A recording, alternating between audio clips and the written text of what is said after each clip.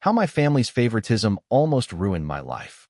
Before we begin the story, make sure to subscribe to our channel and never miss more incredible stories every day. The detective slid a felony warrant across the steel table, and the name printed on it was mine, but the crimes belonged to my sister. The sterile fluorescent lights of the precinct interrogation room buzzed overhead, casting harsh shadows on the stacks of manila folders wedged between us. Outside, a relentless autumn rain lashed against the frosted glass windows of the gloomy city, matching the cold dread pooling in my stomach. I am 34 years old. I am a professional data archivist. For the last decade, I have lived a quiet, meticulous, and entirely invisible life. I organize complex information for a living, building secure digital vaults for corporate clients. I pay my bills weeks early. I don't even have unpaid parking tickets. Yet, staring back at me from Detective Miller's file was a documented history of a ghost living a life of extreme luxury, entirely under my Social Security number. $200,000 in defaulted personal loans, a repossessed luxury SUV, and a massive trail of bounced checks across the city's most exclusive boutiques. Detective Miller, a world-weary investigator with eyes that had seen every financial lie in the book, watched me closely. He wasn't overtly accusing me yet, but the rigid paperwork simply didn't care about my protests. It only cared about the signature on the dotted line. My signature. As I traced the ink on the fraudulent loan applications, observing the perfectly forged loops of my own name, a paralyzing realization washed over me. This wasn't a random hacker in some dark web basement. This was intimate.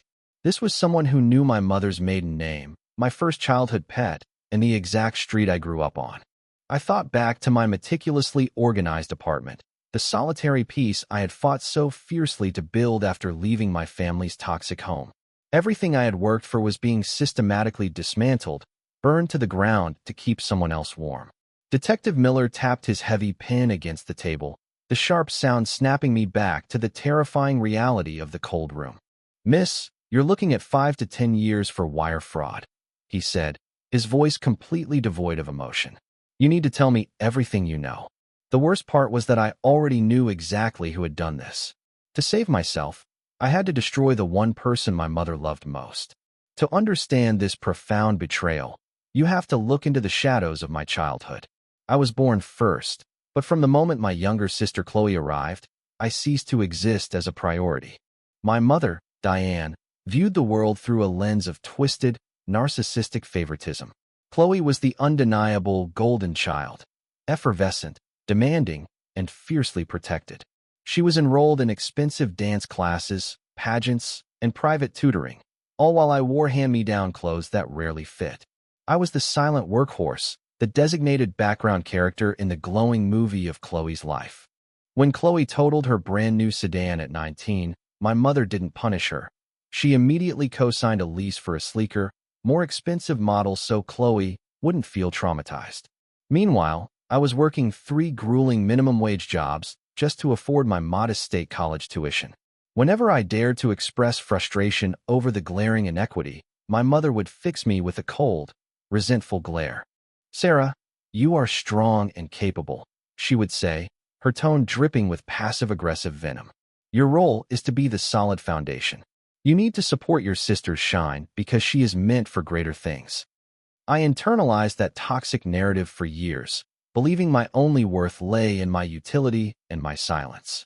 I moved out the exact day I graduated, renting a tiny, drafty apartment on the edge of the city. I poured every ounce of my energy into my career as a data archivist, finding deep comfort in the absolute predictability of numbers, spreadsheets, and historical records. Data didn't lie. Data didn't play favorites. Over the next decade, I slowly built a fortress of financial stability. I cultivated an impeccable credit score, hoarded my savings, and finally felt a sense of autonomous pride. I kept my family at a polite, detached distance, only attending major holidays to maintain a brittle peace. Chloe, on the other hand, bounced from one failed luxury venture to another, always bailed out by our mother's dwindling retirement funds. I honestly thought I had successfully escaped the blast radius of their deeply dysfunctional codependency. I thought the physical distance and my rigid boundaries were enough to keep my carefully constructed life entirely safe from their endless chaos. I had absolutely no idea she was already planning to steal my entire future. The devastating ruin of my life did not announce itself with a loud explosion. It crept in through tiny, inexplicable fractures. It was a miserable, rain-swept Tuesday evening when the first crack appeared. I was standing at the checkout line of my local grocery store, exhausted after a 10-hour shift of migrating corporate servers. I slid my reliable debit card into the chip reader, waiting for the familiar, affirming beep. Instead, the small digital screen flashed a bright, aggressive red. Declined. Contact institution. I frowned, feeling a hot flush of embarrassment as the cashier stared at me. I knew for an absolute fact that I had over $4,000 in my checking account. Assuming it was a minor banking error or a fraud protection freeze, I quietly used a backup credit card and drove home through the dark, slick city streets. The next morning, as I sat at my kitchen island nursing a black coffee, I checked my voicemail. There was an automated message from an aggressive collections agency representing a luxury car dealership I had never visited in my entire life. The robotic voice demanded immediate payment for a severely delinquent account regarding a customized Range Rover. I actually laughed out loud in my empty kitchen. I drove a 10-year-old Honda Civic with a dent in the rear bumper. Clearly, their database had horribly crossed my information with someone else's. I deleted the voicemail, categorizing it as a bizarre administrative glitch, and went to work. But over the next 2 weeks, the glitches began to multiply rapidly. My internet provider abruptly cut off my service, citing a deeply overdrawn account linked to my primary billing profile.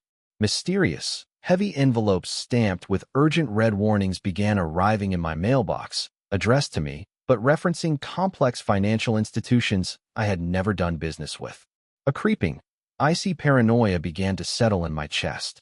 As a data archivist, my entire professional instinct screamed that systems do not fail this consistently without a human hand guiding the chaos. The errors were too specific, too targeted. The phone calls from debt collectors shifted from automated robots to aggressive, screaming humans demanding thousands of dollars. The glitch wasn't a mistake at the bank. It was a terrifying warning sign. The final, devastating blow landed on a gloomy Thursday afternoon. I was deep into a complex data extraction when my desk phone rang. It was the director of human resources, summoning me to the executive suite immediately. My stomach plummeted. In my line of work, dealing with highly sensitive corporate data, security and trust are absolute requirements. I walked into the glass-walled HR office, finding my manager and the department director waiting with grim, uncomfortable expressions. They slid a thick, freshly printed background check across the conference table. "Sarah, we run routine annual financial sweeps on all archivists with top-tier security clearance," the director began, his voice tense. "This report flagged 3 massive loan defaults, an active civil lawsuit for unpaid high-end property rent, and a deeply ruined credit score. You are viewed as an extreme security liability." I stared at the dense pages of the report, the black text blurring as my heart hammered against my ribs. "This isn't me," I stammered, frantically pointing at the astronomical debt figures. "I have no idea where these accounts came from. My identity must have been compromised." They looked at me with pity, but corporate policy is entirely ruthless. I was immediately suspended without pay, stripped of my security badge, and escorted out of the building by a silent security guard. Standing on the wet sidewalk outside my office, holding a small cardboard box of my desk belongings, the sheer magnitude of the disaster crushed the breath out of my lungs. In a state of sheer panic, I dialed my parents' house, desperately needing the comfort of family. My mother answered the phone on the 3rd ring. I hysterically explained the suspension, the bizarre debts, and the terrifying prospect of identity theft. Instead of alarm or maternal concern, a chilling, dead silence hung on the line. "Sarah, please stop being so intensely dramatic," my mother finally sighed, her voice strangely calm and totally devoid of surprise. "It's probably just a small misunderstanding. Just file some paperwork and let it go." It was the exact tone she used when covering up Chloe's massive childhood mistakes. The icy realization froze the blood in my veins. Their absolute lack of panic told me everything I desperately needed to know today. The following week was a suffocating descent into absolute, terrifying isolation. Without my paycheck, my modest, carefully managed life began to rapidly unravel. My landlord slipped an aggressive eviction warning under my apartment door, highlighting the fact that my rent check had violently bounced. My bank accounts were entirely frozen pending a massive fraud investigation, leaving me with only a few $100s in hidden emergency cash. I sat alone in my dim living room, the glow of the streetlights filtering through the blinds, feeling the crushing psychological weight of losing the life I had fought so incredibly hard to build. The independent fortress I had constructed over a decade was crumbling into ash. In a moment of sheer, desperate weakness, I called my mother again, begging for a small, temporary loan just to keep my electricity running while I sorted out the colossal mess. Her response was a masterclass in toxic manipulation. "Sarah, we simply don't have the liquid cash right now," Diane said smoothly, the lie rolling off her tongue with practiced ease. "You make good money. You can handle this hit. Just file for Chapter 11 bankruptcy and move on quietly. It's the easiest path forward, and it avoids any messy public investigations. Move on quietly? Claim bankruptcy for hundreds of thousands of dollars I never spent?" The sheer audacity of her suggestion snapped something deep within my core. She wasn't offering maternal advice. She was issuing a direct, calculated command to bury the evidence. The intense despair that had been drowning me suddenly evaporated, rapidly replaced by a cold, highly focused, and surgical anger. I was the family scapegoat, the designated shock absorber for every crisis, but I absolutely refused to be the sacrificial lamb for federal financial crimes. I hung up the phone without saying another word. The time for crying in the dark was entirely over. I walked into my kitchen, brewed a massive pot of dark black coffee, and carried my heavy laptop to the dining table. I was a professional archivist. I hunted down hidden data for a living. I wiped my tears, opened my laptop, and decided to ruthlessly fight back tonight. At 3 in the morning, my apartment was entirely silent except for the frantic clicking of my keyboard and the steady drumming of autumn rain against my living room window. The only illumination came from the harsh, blue glow of my laptop screen. I was no longer just a suspended corporate archivist. I was a desperate investigator hunting my own ruined identity.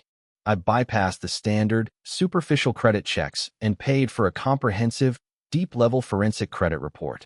The PDF downloaded heavily onto my desktop, a 70-page autopsy of my completely shattered financial life. I began to meticulously map out the massive data points on a large corkboard, connecting the fraudulent accounts with bright red string. The sheer volume of the theft was absolutely staggering. There was a platinum credit card maxed out at $30,000, exclusively used at high-end spas and luxury boutiques. There was the catastrophic auto loan for the Range Rover that the aggressive debt collectors had been calling me about. But the most terrifying discovery was nestled deep within the property public records section. A luxury residential lease for a massive, hyper-expensive downtown loft had been signed using my exact social security number and my forged digital signature. I pulled up the address on a digital map, tracing the route from my modest, drafty apartment to the glittering heart of the city's financial district. The rental application listed a fabricated executive job title and heavily doctored pay stubs that mirrored my actual corporate formatting. Whoever did this had intimate, terrifying access to my personal documents. They knew my tax history, my exact salary bands, and my internal banking routines. The cold, mechanical logic of the data pointed directly back to my family, but I needed absolute, undeniable physical proof before I could drop the hammer. I memorized the address of the luxury loft, closed my laptop, and watched the gray, depressing dawn slowly break over the wet city skyline. I finally knew exactly where the epicenter of the massive fraud was geographically located. The phantom who stole my life was living a life of luxury 10 miles away. The next morning, I dressed in my sharpest, most professional corporate suit, masking my absolute exhaustion behind a layer of heavy makeup. I drove to the glittering, glass and steel high-rise located in the wealthiest district of the city center. It was a massive, intimidating fortress of extreme luxury, guarded by a polished concierge desk and biometric security gates. Posing as a prospective wealthy buyer interested in viewing available units, I approached the leasing office. The leasing agent, a sharply dressed woman dripping in expensive perfume, eagerly showed me a glossy brochure of the building's lavish amenities. I casually mentioned that a colleague of mine, Sarah, using my own name, highly recommended the building and supposedly lived on the 14th floor. The agent's face instantly lit up with recognition. "Oh, you know Sarah? She is simply delightful. She has the corner penthouse loft with the wraparound balcony. She is one of our most glamorous and prominent socialite residents." The agent gushed, completely oblivious to the fact that the real Sarah was standing right in front of her, facing terrifying bankruptcy. The bile rose violently in my throat, but I forced a polite, entirely fake smile, thanking the agent for her time before quickly exiting the grand lobby. The breadcrumb trail was now blazing like a neon sign. My identity had been stolen to fund an artificial, high-society lifestyle. I retreated to my dented Honda Civic, parked illegally in a dark alley directly across the street from the soaring high-rise. The autumn rain began to fall heavily again, streaking the dirty windshield and blurring the bright city lights. I cracked the window, letting the freezing, damp air fill the small cabin to keep myself awake. I sat in the shadowy vehicle for 5 agonizing hours, surviving on cold coffee and sheer, unadulterated adrenaline. I kept my eyes locked fiercely on the grand entrance of the luxury building, watching the wealthy residents come and go in a parade of extreme privilege. I wasn't going to leave until I saw the face of the thief. I parked in the freezing shadows and waited for the vicious thief to come home. The digital clock on my dashboard glowed a harsh, unforgiving red, 8:43 p.m. The relentless rain had turned the city streets into slick, black mirrors. My entire body ached from sitting perfectly still in the freezing, cramped car, but my eyes remained entirely glued to the illuminated entrance of the luxury high-rise. Suddenly, a sleek, jet-black Range Rover pulled aggressively into the building's circular VIP driveway. It was the exact make and model referenced in the terrifying collection agency voicemails that had haunted my phone.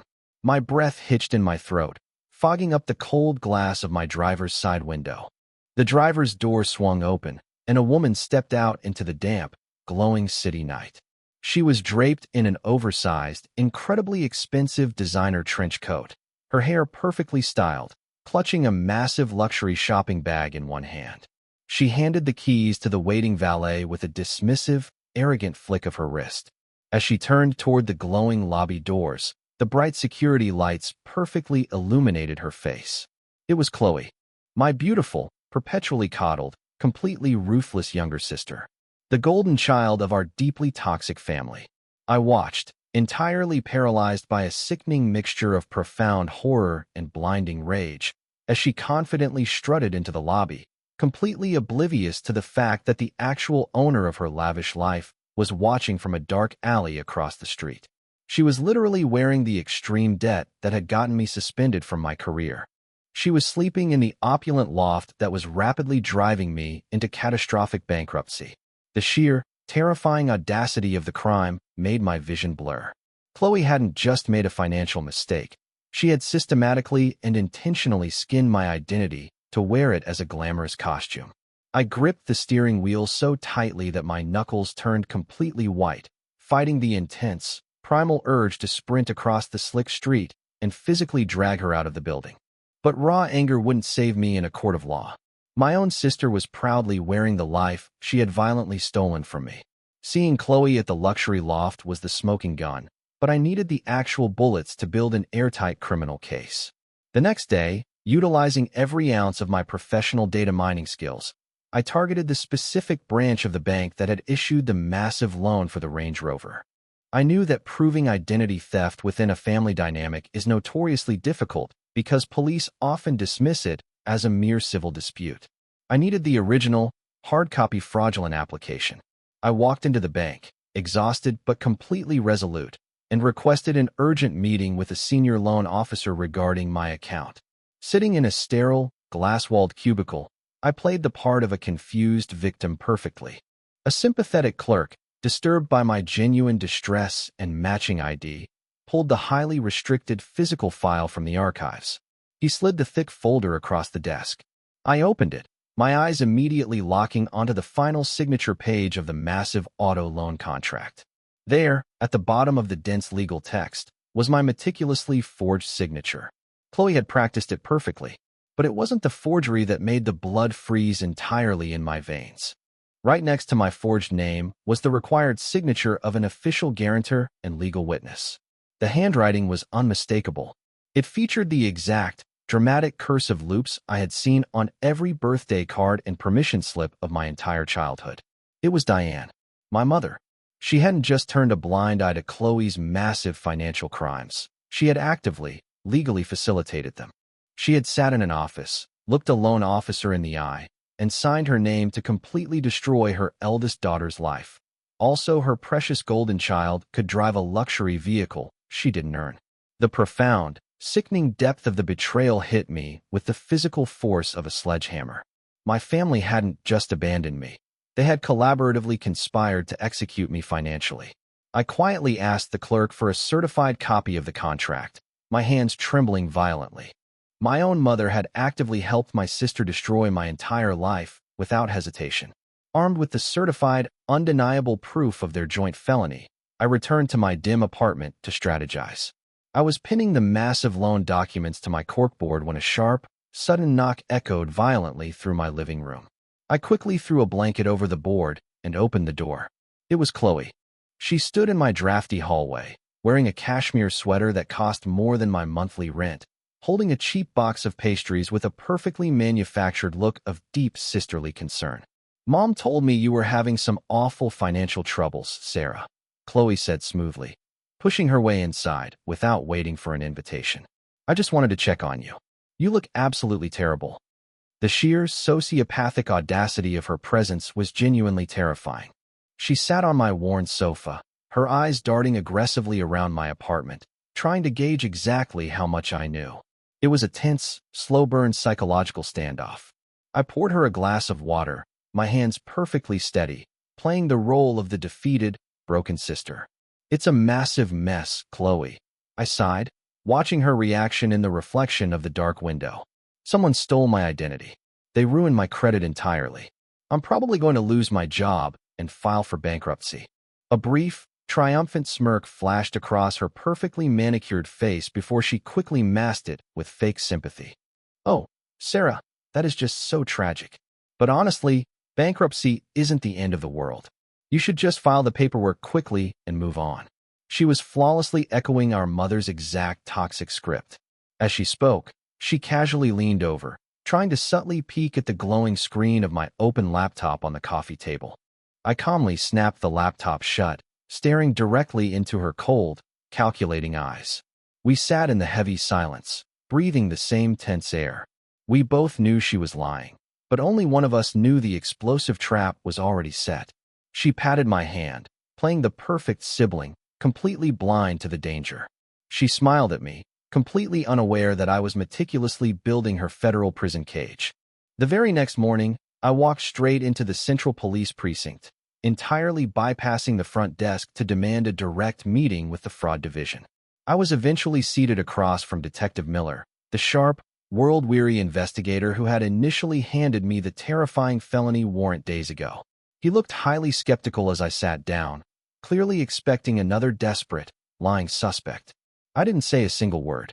I simply unzipped my heavy leather tote bag and began laying out the meticulous, undeniable evidence on his steel desk. I presented the heavily forged Range Rover loan application, clearly pointing out the exact notary stamps and my mother's undeniable witness signature. I laid down the time-stamped photographs I had taken of Chloe stepping out of the luxury vehicle at the opulent downtown loft. I provided the 70-page forensic credit autopsy, cross-referencing the IP addresses used for the fraudulent digital leases with Chloe's known locations. Detective Miller's skeptical posture slowly vanished, replaced by a rigid, deeply focused professional intensity. He reviewed the complex financial mechanics with a sharp, expert eye.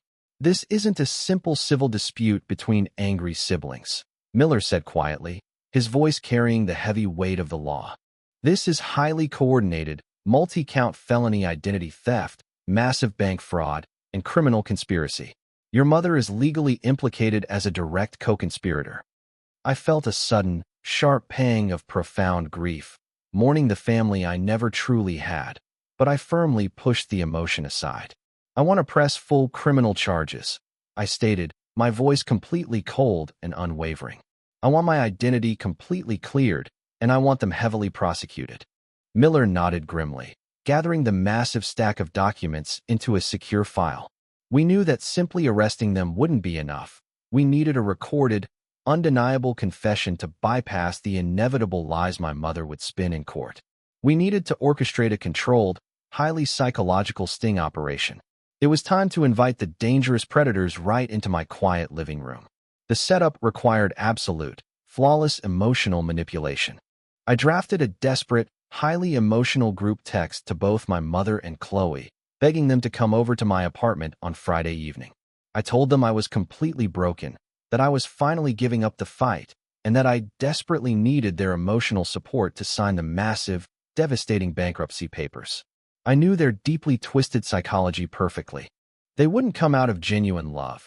They would come to gleefully witness my final submission and ensure their massive crimes were permanently buried under my legal ruin. By 6 p.m. on Friday, my dim apartment was meticulously prepared. The hidden audio recording devices provided by the police precinct were planted seamlessly behind my bookshelves.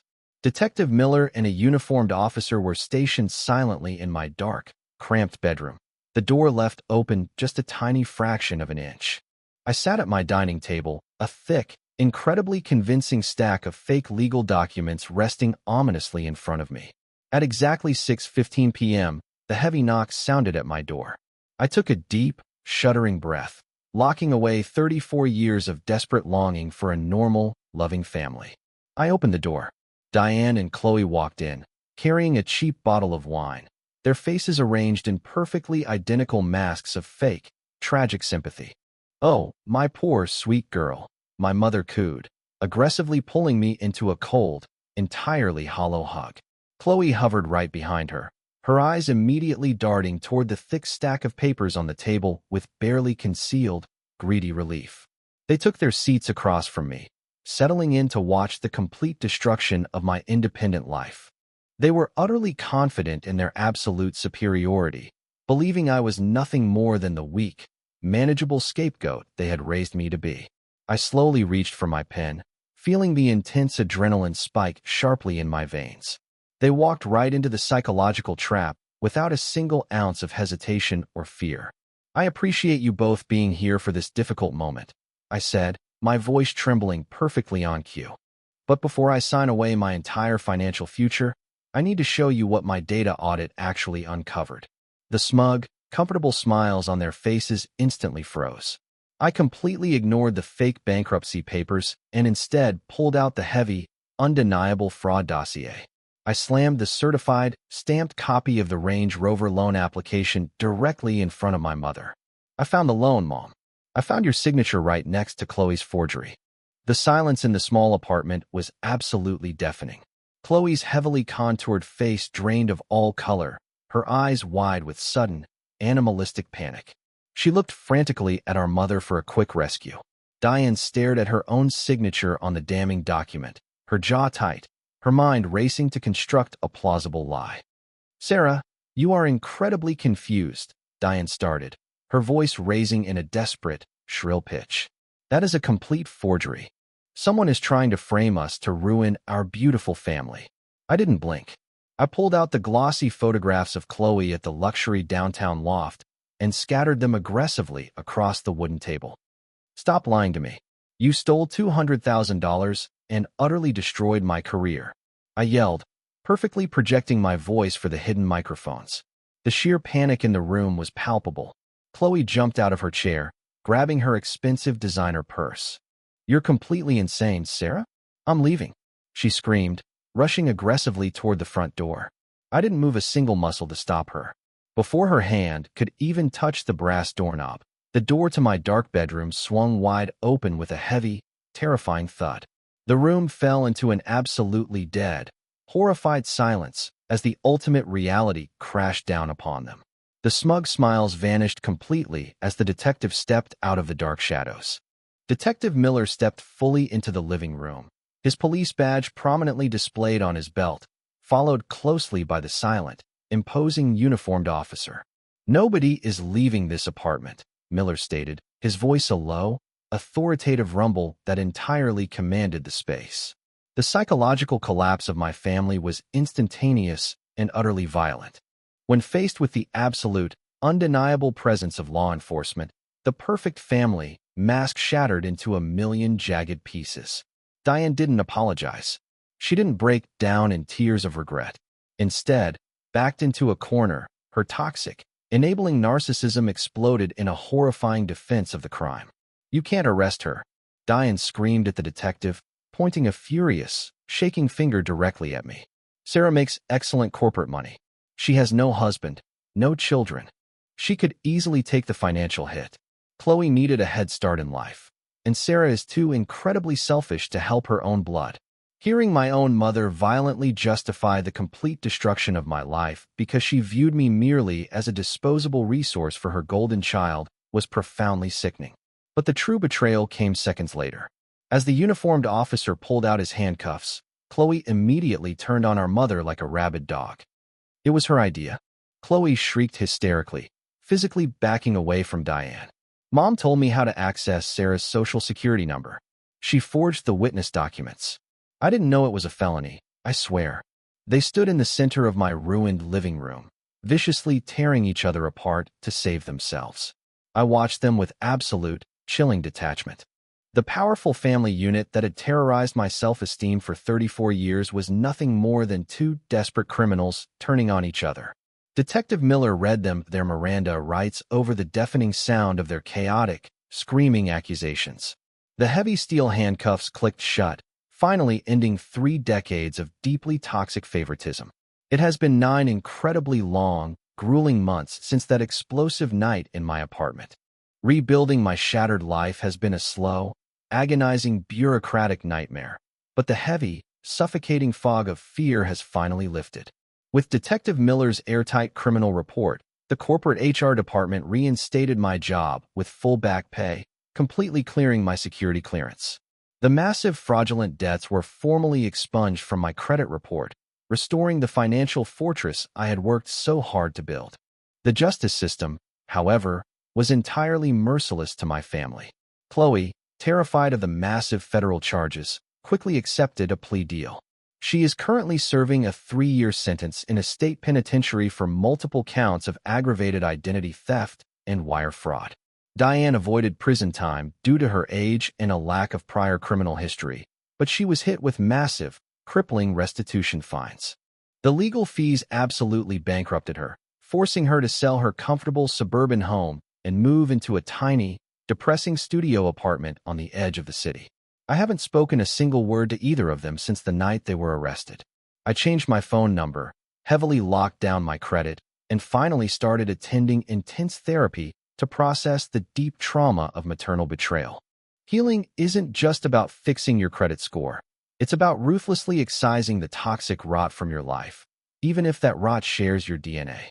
For anyone out there who has always been the neglected scapegoat, the quiet one expected to constantly sacrifice for the golden child, stop setting yourself on fire to keep them warm. Loyalty should never, ever require your complete self-destruction. Breaking the chains of deep-seated family favoritism is incredibly painful, but the peace you find on the other side is absolute. The devastating storm is finally over. The rain has cleared, and my quiet life is entirely my own again. I finally got my stolen name back, and I will never surrender it again.